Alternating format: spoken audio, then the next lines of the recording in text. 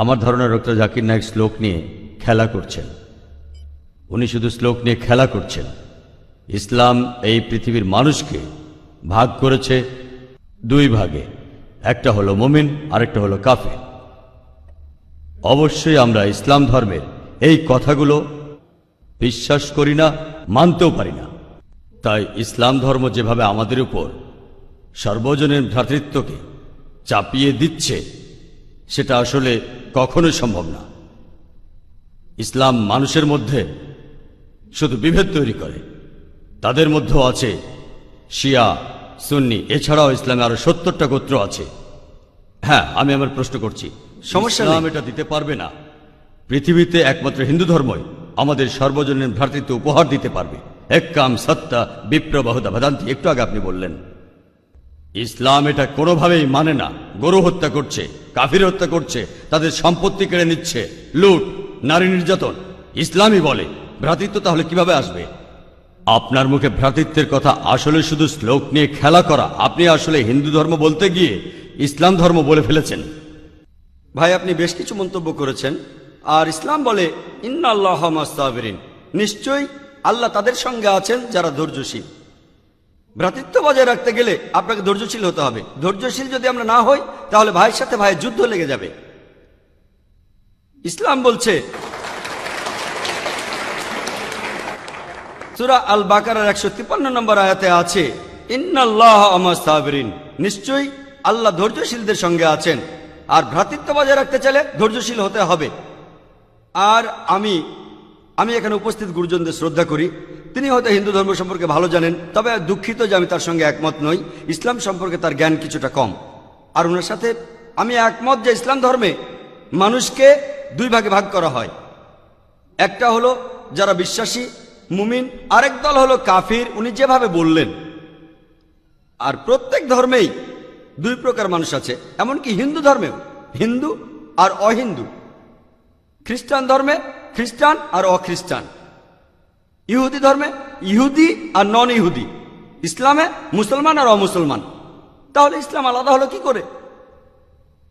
আর আমি এখানে হিন্দু ধর্মের সমালোচনা করব না, আমি সমালোচনা করব না। কিন্তু আজকের এই লেকচারে আমি হিন্দু ধর্ম নিয়ে কথা বলবো, কারণ আমি বিভিন্ন ধর্মের একজন ছাত্র হিসাবে আমি বেদ পড়েছি, আমি উপনিষদ পড়েছি। তবে এখানে ছোট্ট একটা মন্তব্য করি। হিন্দু ধর্মগ্রন্থ বেদে আছে যে এই মানুষ জাতি সৃষ্টি হয়েছে সর্বশক্তিমান ঈশ্বরের 4টি অংশ থেকে। তার মাথা থেকে এসেছে ব্রাহ্মণ, বুক থেকে এসেছে ক্ষত্রিয়, আর উরু থেকে বৈশ্যরা ব্যবসায়ী জাত, আর পা থেকে শূদ্ররা বর্ণপ্রথা। আমি এটা নিয়ে মন্তব্য করতে আসিনি, আমি এটা চাই না। আমি চাই না হিন্দু ভাইদের মনে আঘাত দিতে। ইসলাম ধর্ম এটার অনুমতি দেয় না। আমি এসব নিয়ে মন্তব্য করছি না, কোনো ধর্মের সমালোচনা করছি না, আমি কারো সমালোচনা করছি না। আমি কথা বলছি না যে কোনো ধর্ম ভুল। তবে আপনি যদি ভালোভাবে বেদ পড়ে থাকেন, আপনি এখানে সবাইকে বলতে পারেন বেদে কথা বলে কিনা যে স্রষ্টার মাথা থেকে ব্রাহ্মণ এসেছে, তার বুক থেকে ক্ষত্রিয়রা এসেছে, উরু থেকে এসেছে বৈশ্যরা ব্যবসায়ী জাত, বিদ্বান গোত্র, যোদ্ধা গোত্র, ব্যবসায়ী গোত্র, শূদ্র। শূদ্ররা হলো সবচেয়ে নিম্নবর্ণের। আর ডক্টর আম্বেদকর এটা নিয়ে বই লিখেছেন। আমি সব খুলে বলছি না। হিন্দু ধর্ম আমি ভালোভাবে পড়েছি। আমি হিন্দু ধর্মের অনেক কিছু শ্রদ্ধা করি, বেশ কিছুর ব্যাপারে একমত নয়, এটা আমাকে আপনি বলতে বাধ্য করলেন। পবিত্র কোরআনে সূরা আনামের 108 নম্বর আয়াতে আছে তাহাদিগকে গালি দিও না আল্লাহকে ছাড়িয়ে তাহারা যাহাদিগকে ডাকে, কেননা অজ্ঞানতাবশত তাহারা গালি দিবে আল্লাহ সুবহানাহু ওয়া তাআলাকে। এখানে আমি হিন্দু ধর্মের ভালো দিকগুলো নিয়ে বলেছি। কথাটা হলো তারা এক ঈশ্বরের ধারণায় বিশ্বাস করে। আপনার প্রশ্নের ব্যাপারে বলি যে আপনি বলেছেন মুসলিমরা তারা মানুষ খুন করে, এছাড়াও তারা হত্যা করে। আপনি বললেন গরু, ঠিক আপনি কথা বলেছেন। এই সবগুলো অভিযোগের উত্তর দেওয়া দরকার, সময় এখানে কম, কয়েকটার উত্তর দিচ্ছি। অন্য কেউ প্রশ্ন করেন, আপনাদের সবার ভুল ধারণাগুলো আমি ভেঙে দেব, আমারও ভালো লাগবে। আর ভুল ধারণাগুলো ভাঙিয়ে দিলেই তারা ইসলামকে ভালোভাবে বুঝতে পারবে। এজন্য আমার লেকচারে সবসময় একটা প্রশ্নোত্তর পর্ব থাকে। আর আমরাও বলি যখন কেউ সমালোচনা করে আমারও ভালো লাগে। যত বেশি সমালোচনা হবে তত বেশি বোঝাতে পারবো, তত ভালো করে ইসলামকে বুঝতে পারবেন। আমিও সেটাই করি। ইসলামও বলে সত্যকে ছড়িয়ে দিতে। হিকমার সাথে পবিত্র কোরআনে সূরা নেহালের 125 নম্বর আয়াতে আছে উদু ইলা সাবিলি রাব্বিকা বিল হিকমা ওয়াল মাউযিতিল হাসনা ওয়াজাদিলুম বিল্লাতি আহসান। মানুষকে প্রতিপালকের পথে আহ্বান করো হিকমত আর সদুপদেশ দ্বারা। আর উহাদের সহিত তর্ক করিবে সবচেয়ে উত্তম পন্থায়। যখন বলা হয় আমরা আমিষ খেতে পারবো কিনা, গরু ছাগল কোরবানি দেয় ইত্যাদি, আর অনেক অমুসলিমই বলবে মুসলমান আপনারা সবাই নিষ্ঠুর মানুষ, প্রাণী হত্যা করেন। ভাই আপনাদের আমি বলি, একজন মুসলমান খুব ভালো মুসলমান হতে পারে, এমনকি যদি সে পুরোপুরি ভেজিটেরিয়ান হয়। এটা বলা হয়নি যে আপনাকে অবশ্যই ভেজিটেরিয়ান হতে হবে ভালো মুসলিম হতে গেলে, কিন্তু পবিত্র কোরআনে অনেকবারই বলা হয়েছে যখন তুমি মাংস খেতে পারো তখন মাংস খাবে না কেন। পবিত্র কোরআনে সূরা মাইদার 1 নম্বর আয়াতে উল্লেখ আছে, বলা হয়েছে যে ইয়া আইয়ুহাল্লাযিনা আমানু, হে মুমিনগণ, তোমাদের অঙ্গীকার পূর্ণ করিবে আর তোমাদের জন্য কিছু চতুষ্পদ প্রাণীকে হালাল করা হইয়াছে আর কিছু প্রাণী হারাম। পবিত্র কোরআনে সূরা নাহলের 5 নম্বর আয়াতে উল্লেখ আছে যে আল্লাহ চতুষ্পদ জন্তু সৃষ্টি করিয়াছেন যাহাতে তোমরা শীত নিবারণ করিতে পারো এবং উহাতে বহু উপকার রহিয়াছে এবং উহা হইতে তোমরা আহার করিয়া থাকো। পবিত্র কোরআনে সূরা মুমিনুনের 21 নম্বর আয়াতে উল্লেখ আছে তোমরা চতুষ্পদের মাংস আহার করতে পারো। আমরা জানি যে আমিষে, এখানে অনেক ডাক্তার আছেন, আমি একজন মেডিকেল ডাক্তার, এতে অনেক প্রোটিন আছে, প্রচুর আয়রন আছে, আর এগুলো খুবই সুস্বাদু। আর এইসব আমিষ জাতীয় খাবারে আপনি যে প্রোটিন পাবেন, এই পরিমাণ প্রোটিন আর কোথাও পাবেন না, আপনি পাবেন না। নিরামিষের মধ্যে সয়াবিনে আপনি সবচেয়ে বেশি প্রোটিন পাবেন, সেটাও আমিষের প্রোটিনের চেয়ে অনেক কম। আর এবার আমি গরু হত্যা নিয়ে কিছু কথা বলি।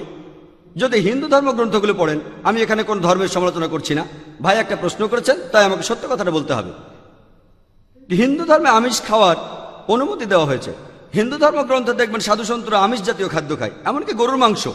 পরবর্তীতে অন্যান্য বেশ কিছু ধর্মের প্রভাবে, যেমন ধরুন জৈন ধর্ম ইত্যাদি, মানুষের উপর অহিংসার দর্শনের প্রভাব এসে পড়ল, তারা প্রাণী হত্যা বাদ দিল, তারা এই দর্শনটাকে তাদের জীবনধারায় যোগ করলো।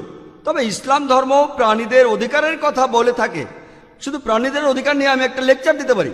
পবিত্র কোরআনে আছে পশুর উপর বেশি বোঝা চাপিও না, তাদের প্রতি সদয় হও, তাদের খাদ্য দাও, কিন্তু প্রয়োজনে তোমরা তাদের মাংসও খাইতে পারো। আর যদি আপনি অন্যান্য ধর্মগুলো ভালোভাবে দেখেন, অনেকে আমিষ খেতে বারণ করেছে। এই দর্শনের ভিত্তিটা হলো এই যে আপনি প্রাণী হত্যা করবেন না, কারণ তাদের জীবন আছে, সে কারণে আমিষ খাওয়াটা অন্যায়। আমি এর সাথে একমত।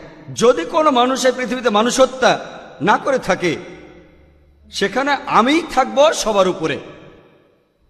সর্বজনীন ভ্রাতৃত্ব হিন্দু ধর্মে আছে যে সব প্রাণী আপনার ভাই। প্রত্যেক প্রাণী, হোক সে সাপ, পাখি অথবা পতঙ্গ। আমি আপনাদের একটা প্রশ্ন করছি যে কোন মানুষটা হাজার হাজার ভাইকে না মেরেও 5 মিনিটের জন্য বেঁচে থাকতে পারে? এখানে যারা মেডিকেল সায়েন্স পড়েছেন তারা ভালো বুঝতে পারবেন যে আপনারা যখন নিঃশ্বাস নেন তখন আপনার শরীরে প্রচুর ময়লা জীবাণু ঢুকে, সেগুলোকে মেরে ফেলেন।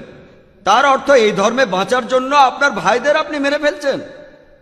ইসলামের সর্বজনীন ভ্রাতৃত্ব বলে মানুষ জাতির প্রত্যেকেই আপনার ভাই। বিশ্বাসের ভ্রাতৃত্বে প্রত্যেক মুসলমানই ভাই ভাই, প্রত্যেক প্রাণীই আমার ভাই নয়। তবে অন্য প্রাণীদের রক্ষা করতে হবে, তাদের ক্ষতি করবেন না, বিনা কারণে তাদের অত্যাচার করবেন না, তবে প্রয়োজন হলে সেগুলোর মাংস খেতে পারেন। ইসলামের সর্বজনীন ভ্রাতৃত্ব বলে মানুষ জাতির প্রত্যেকেই আপনার ভাই। বিশ্বাসের ভ্রাতৃত্বে প্রত্যেক মুসলমানই ভাই ভাই, প্রত্যেক প্রাণীই আমার ভাই নয়। তবে অন্য প্রাণীদের রক্ষা করতে হবে, তাদের ক্ষতি করবেন না, বিনা কারণে তাদের অত্যাচার করবেন না, তবে প্রয়োজন হলে সেগুলোর মাংস খেতে পারেন। তাই যে দর্শন বলে আমিষ খাবার খাওয়া অন্যায়, কারণ এখানে আপনি প্রাণী হত্যা করছেন, বিজ্ঞান প্রমাণ করেছে, এমনকি গাছপালারও জীবন আছে, আপনারা জানেন। তাই এ কথা এখানে খাটছে না যে প্রাণী হত্যা করা অন্যায়। তাই এখন তারা যুক্তিটা পাল্টে বলল যে আচ্ছা, গাছেরও জীবন আছে, তবে তারা ব্যথা অনুভব করে না, তাই গাছ হত্যার চেয়ে প্রাণী হত্যা অনেক বড় অপরাধ। আর আজকের দিনে বিজ্ঞান উন্নত হয়েছে, আমরা জানি গাছও ব্যথা অনুভব করে, এমনকি গাছও কাঁদতে পারে, গাছেরও ভালো লাগতে পারে। তাই গাছ ব্যথা অনুভব করে না, এটা টিকলো না। এখানে ব্যাপারটা হলো যে গাছের কান্না মানুষ শুনতে পায় না, কারণ মানুষ কানে যে শব্দ শোনে সেটা সীমা 20 সাইকেল পার সেকেন্ড থেকে 20,000 সাইকেল পার সেকেন্ড। এই সীমার মধ্যে কিছু হলে মানুষ সেটা শুনতে পায়, এই সীমার নিচে বা উপরে মানুষ কিছু শুনতে পায় না। যেমন ধরুন কেউ যদি ডগ হুইসেল বাজায়, ডগ হুইসেল চেনেন, যেটাকে বলে সাইলেন্ট ডগ হুইসেল। যখন কেউ এই হুইসেল বাজায়, এটা সীমা হচ্ছে 20,000 সাইকেল পার সেকেন্ডের উপরে, 40,000 সাইকেল পার সেকেন্ডের নিচে। কুকুর 40,000 সাইকেল পার সেকেন্ড পর্যন্ত শুনতে পায়। তাই কেউ যদি হুইসেল বাজায়, কুকুর হুইসেলটা শুনতে পারে কিন্তু মানুষ শুনতে পায় না। এটাকে বলা হয় সাইলেন্ট ডগ হুইসেল। একইভাবে গাছপালার যে কান্নাকাটি আমরা মানুষরা কিছুই শুনতে পাই না, তবে গাছও কাঁদে, তারাও ব্যথা অনুভব করে। আমাদের একজন ভাই বললেন, যিনি বিষয়টা নিয়ে বেশ তর্ক করছিলেন, আর আমাকে বললেন, ভাই জাকির, আপনার কথা আমি মেনে নিলাম যে গাছপালারও জীবন আছে, তারাও ব্যথা অনুভব করে, তবে আপনি কি জানেন যে গাছের দুটো ইন্দ্রিয় কম আছে, তাদের 3টা ইন্দ্রিয় আছে, পশু পাখির ইন্দ্রিয় আছে 5টি। তাই গাছপালা হত্যার চেয়ে পশু হত্যা করা অনেক বড় অন্যায়। আমি তাকে বললাম যে ভাই, ধরুন আপনার একজন ছোট ভাই আছে, সে ছোটবেলা থেকে বোবা আর কালা, দুটো ইন্দ্রিয় কম। সে বড় হওয়ার পরে কেউ একজন তাকে খুন করে ফেললো, আপনি কি বিচারককে বলবেন, ও মাই লর্ড, এই খুনিকে কম শাস্তি দিন কারণ আমার ভাইয়ের দুটো ইন্দ্রিয় কম ছিল? এই কথাই বলবেন? আপনি বলবেন, ও মাই লর্ড, তাকে দ্বিগুণ শাস্তি দিন কারণ সে একজন নিষ্পাপ মানুষকে হত্যা করেছে। তাই ইসলামে এটা কোনো যুক্তি নয় যে 2 বা 3টা ইন্দ্রিয়। পবিত্র কোরআনে সূরা বাকারার 168 নম্বর আয়াতে আছে, যে বৈধ খাদ্যবস্তু আছে তাহা তোমরা আহার করো। তার অর্থ যেগুলো বৈধ আর হালাল খাবার সেগুলো খেতে পারো। আর এ কারণে আপনারা দেখতে পাবেন যে গবাদি পশু, আল্লাহ সুবহানাহু ওয়া তাআলার ইচ্ছায় গবাদি পশু বংশ বিস্তার করে বেশ তাড়াতাড়ি, মানুষ এবং অন্যান্য পশুর তুলনায় বেশ তাড়াতাড়ি দ্রুত বংশ বিস্তার করে। যদি আপনার কথা মেনে নেই যে মানুষ কোনো গবাদি পশু খাবে না, তাহলে পৃথিবীতে গবাদি পশুর পরিমাণ অনেক বেড়ে যাবে, অনেক বাড়বে। আর বললেন গরু হত্যা করা, এ নিয়ে বই লিখেছেন মৌলানা আব্দুল করিম পারেক। গো হত্যা, গরু কোরবানি কে জন্য দায়ী? যদি ভালোভাবে দেখেন, যারা চামড়া নিয়ে ব্যবসা করে, গরুর চামড়া, মুসলিম অমুসলিম উভয়ই আছে, চামড়া, গরুর চামড়া, তারা এটা করে। তাই এটা থেকে যারা উপকার পাচ্ছে এই গোহত্যা থেকে, তাদের মধ্যে মুসলিমদের চেয়ে অমুসলিমরাই বেশি। তাই যদি ইতিহাস ভালোভাবে জানেন আর যুক্তিও ভালোভাবে বোঝেন, আমরা জানি আল্লাহ বলেছেন যে বৈধ খাদ্যবস্তু আছে তাহা তোমরা আহার করো, যদি এটা খান এতে কোনো সমস্যা নেই। এছাড়াও যদি ভালোভাবে দেখেন, তৃণভোজী প্রাণীর দাঁতগুলো যদি দেখেন, গরু, ছাগল, ভেড়া, তারা শুধু শাকসবজি খায়, তাদের দাঁতগুলো সব সমান। যদি আপনারা মাংসাশী প্রাণীর দাঁতগুলো ভালোভাবে খেয়াল করেন, সিংহ, বাঘ, চিতাবাঘ, তাদের দাঁতগুলো খুব সুচালো, তারা শুধু মাছ মাংস খায়। যদি আপনি মানুষের দাঁত দেখেন, আয়নায় আপনার নিজের দাঁত দেখতে পারেন, আমাদের সুচালো দাঁত আছে, সমান দাঁতও আছে। যদি সর্বশক্তিমান ঈশ্বর আমাদের শুধু নিরামিষই খেতে বলতেন, তাহলে আমাদের সুচালো দাঁত দিলেন কেন? কেন? আমিষ খাওয়ার জন্য। যদি আপনারা তৃণভোজী প্রাণীদের পরিপাকতন্ত্র ভালোভাবে খেয়াল করেন, গরু, ছাগল, ভেড়া, তাদের পরিপাকতন্ত্র শুধু নিরামিষই হজম করতে পারে। মাংসাশী প্রাণীগুলোর পরিপাকতন্ত্র, বাঘ, সিংহ, চিতাবাঘ, তারা শুধুমাত্র আমিষ হজম করতে পারে। আর আমাদের মানুষের পরিপাকতন্ত্র আমিষ নিরামিষ দুটোই হজম করতে পারে। যদি সর্বশক্তিমান ঈশ্বর আমাদের শুধু নিরামিষই খেতে বলতেন, তাহলে কেন এমন পরিপাকতন্ত্র দিলেন যেটা আমিষ নিরামিষ দুটোই হজম করতে পারে? তাই বিজ্ঞান নিয়ে যদি পরীক্ষা করেন, সৃষ্টিকর্তা আমাদের আমিষ নিরামিষ দুটোই খাওয়ার অনুমতি দিয়েছেন। আশা করি উত্তরটা পেয়েছেন। যদি আপনার অন্য কোনো প্রশ্ন, কোনো ভুল ধারণা থাকে, আমি আনন্দের সাথে তার উত্তর দেব। একবারে একটা ধারণা বলবেন যাতে আমি তা দূর করার সময় পাই। আপনাকে ধন্যবাদ।